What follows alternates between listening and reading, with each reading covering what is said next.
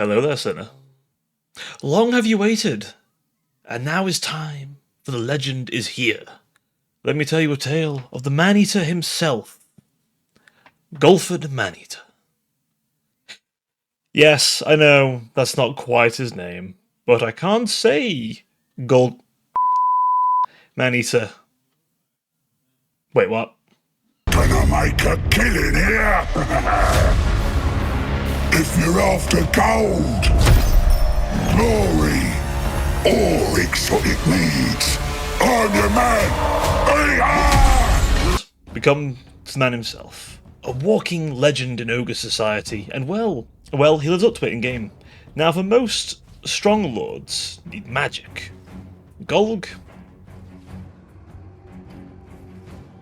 Alright, doing a retake of the Golg review in 3, 2, and 1.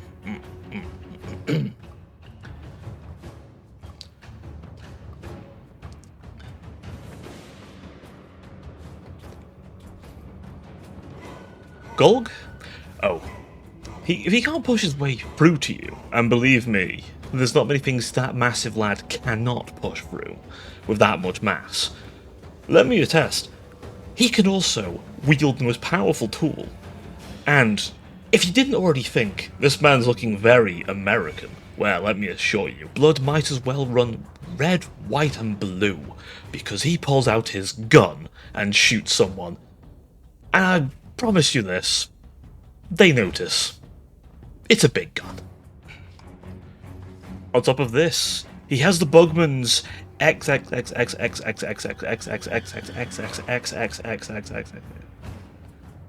a stronger version of the normal Bugman's quadruple X that rapidly heals him. And if it can keep its dwarf alive, well, let me assure you, level X is how strong it is. And our big lad needs some real rapid healing. And this certainly does it. Though you do have to be away from combat to pull this off. It may be his only unique item, though. However, honestly doesn't need anything extra. If he had anything else, well, it would just make him even stronger than he already was, and frankly, he's strong enough. He can take on lords, heroes, monsters, entire units, frankly. But he also buffs his army of mercenaries. For yes, he's not alone. His army of man-eaters follows suit. He is not a force unto himself. He is an entire company. And I assure you, anyone who can make all man-eater units have terror, and, most importantly of all, have various regiments of renown, have unbreakable, and considering what regiments of renown he can pull out, including the literal ogre ninja, don't ask me how it works, but the rats trained him. Yes, those rats. On top of the man himself, he also has access to the Paymaster. In case you needed an ogre that was an absolute penny-pinching miser, we have one. And he's a non-magical buff unit. Yes, he's weaker than the Tyrant, but frankly, he's fairly thematic. He helps make troops cheaper, which, you know, pinching those pennies is his main bread and butter after all. But he also helps be able to focus fire using abilities like Headhunt that reduces missile resistance and melee defense. You might be asking yourselves, but what if he gets stuck in melee? Well, don't worry, we have a secondary fella who can help.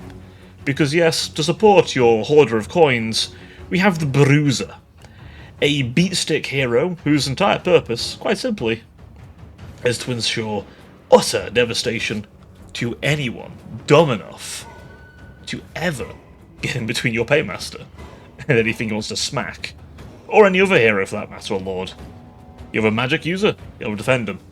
What's that? Your ogres are running away? That is a violation of company policy. So of course, he keeps them in line. Oh, you want more? Well, now you're talking the Golg way. Let me introduce you to Bragg the Gutsman, a renowned and feared ogre, an executioner among their people, walking around with a wickedly just horrific weapon by ogre society. As you may know, ogres worship their guts. What's worse than a man whose entire job, nay his life's goal, is to disembowel other ogres?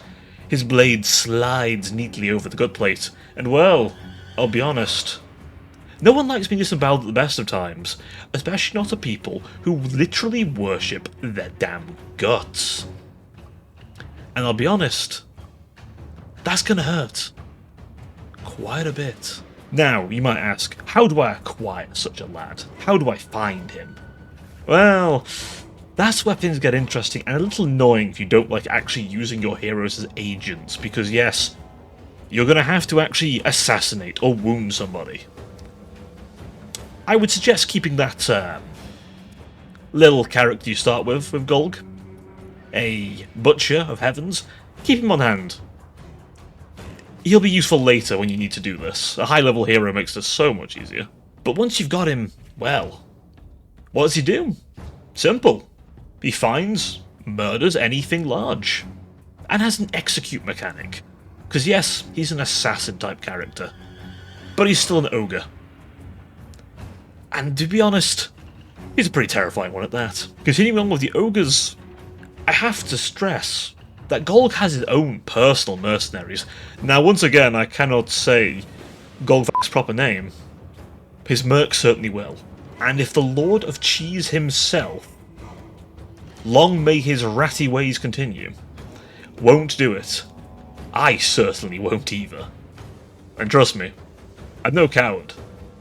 I just like having a YouTube channel. Not that it's monetized yet, but maybe one day. But what do his mercenaries do?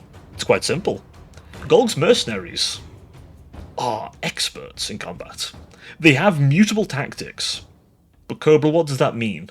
Well, I'll tell you, little shit. Mutable tactics, quite simply, turns what might be a loss into a win. How? Well, first of all, let's say swinging really hard isn't working. Okay, fine. They'll get defensive. They're losing? Okay. Buff that melee defense, reduce the melee attack.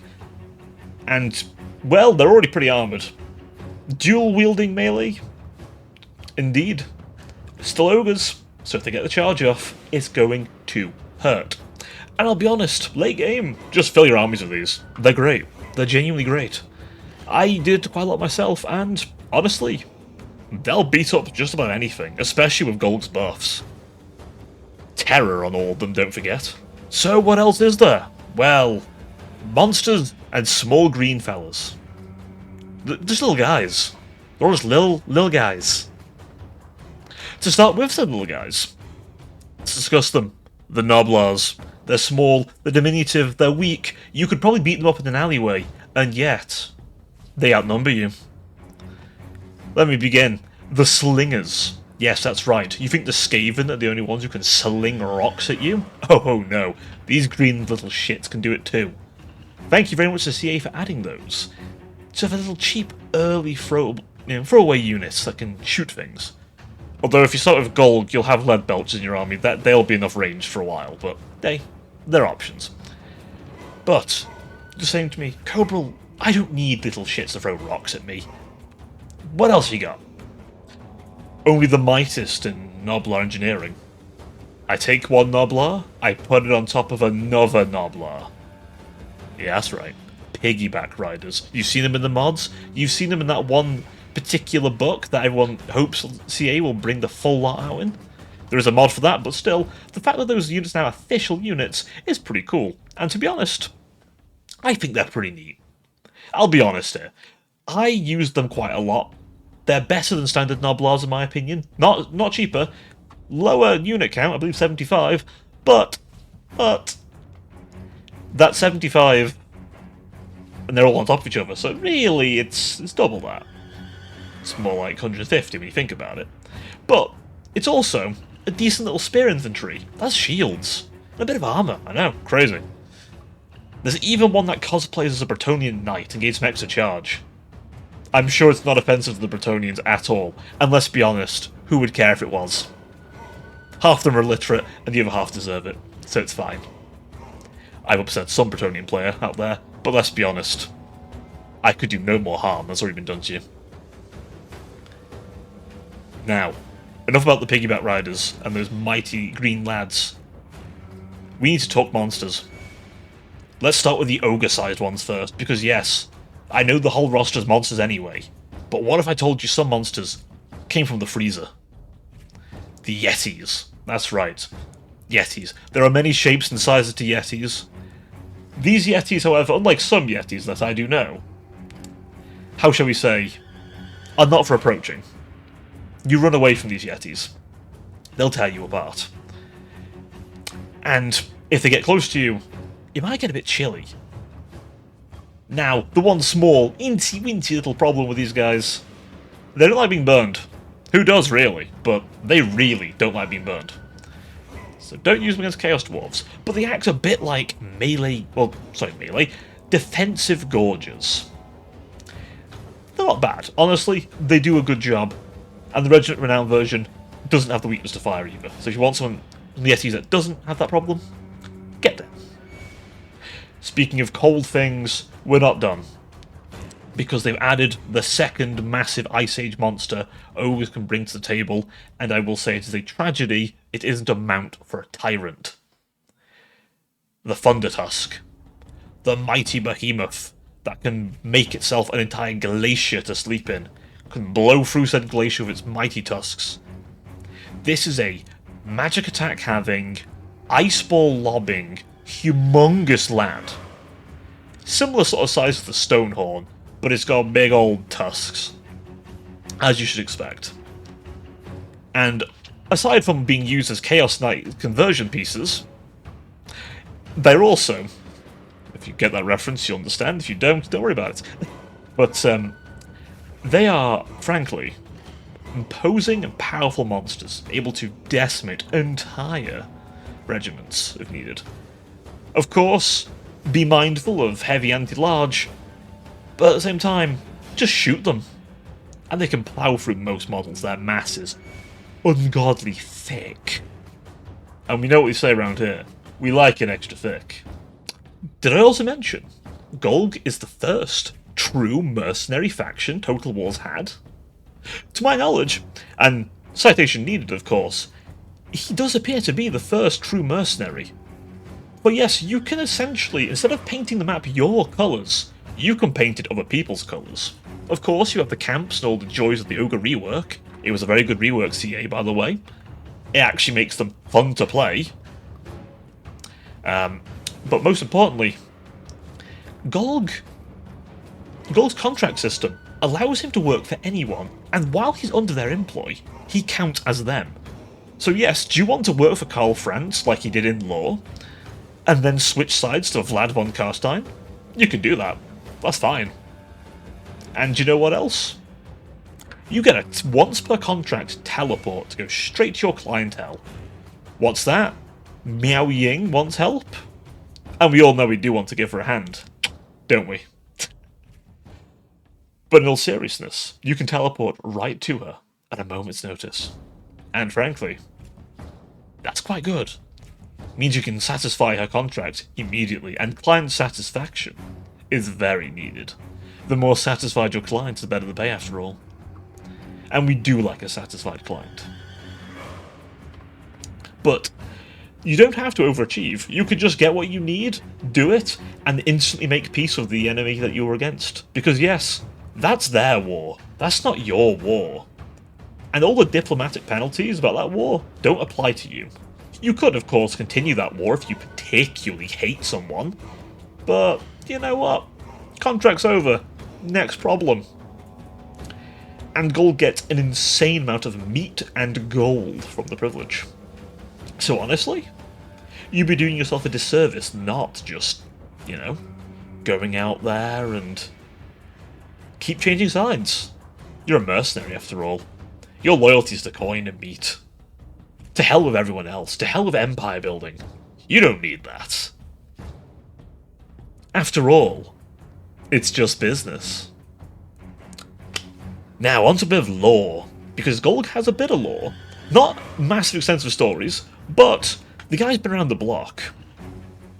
He is the ogre that made Man-Eater a phrase in the ogre society, by the way. He is the first ogre man-eater. He is the ogre that consumed a human, starting the name, but also associating it with mercenary work. Because the ogres started to understand everyone liked them for their mercantile abilities, their prowess in combat, their ability to wield literal cannons, and started paying them, cladding them in armour, immersing them in a bit of culture, feeding them well. These ogres would come back to their tribes, experienced but very different.